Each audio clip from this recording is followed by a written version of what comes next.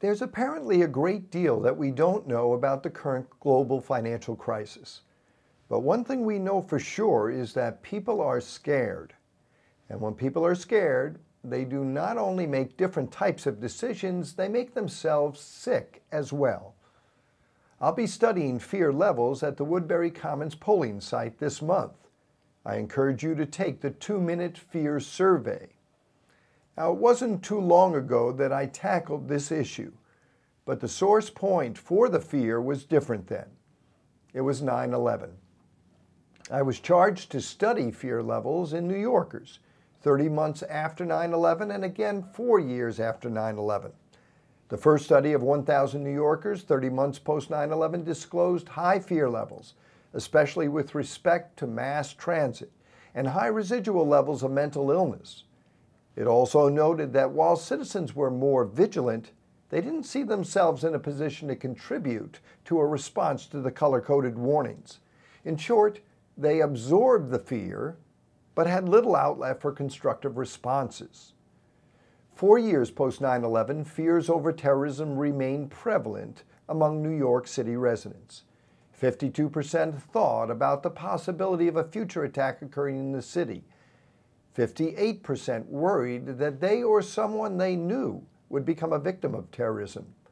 Women were more likely than men to be worried about victimization from terrorists. 31% of the citizens felt less safe than they did after the 9/11 attacks. The suffering from mental ailments flowing from these events and the residual pool of fear persisted 4 years later.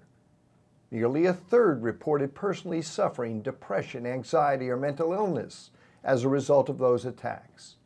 Over half of those originally affected said they were still suffering from mental ailments 4 years later, and of those who personally suffered, women, Hispanics, and African Americans were disproportionately affected. The second study demonstrated as well that the effects of terror and fear persist, and they become the breeding ground for future anxiety and panic. So what has happened since then? Well, first, the country has inherited an additional burden of mental illness as our soldiers return from war zones in Iraq and Afghanistan. This painful inheritance has multiplied as family and friends attempt to cope and help their loved ones. Secondly, we're now experiencing broad-based financial disruption which threatens jobs, family security, and the ability to provide for the basic needs of individuals, families, and communities. What is striking today, as striking as when I reported it after 9/11 nearly 5 years ago, beyond the size and persistence of the fertile pool of fear and reactive mental illness, is that fear remains largely off the radar screen for health planners and managers of homeland economic security. Here's what needs to be done. 1. Fear management must become a core responsibility of those involved in economic disaster preparedness. 2.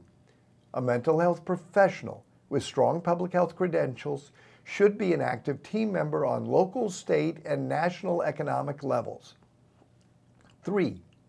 All economic recovery plans should include short, medium, and long-term plans to manage fear and its mental health fallout.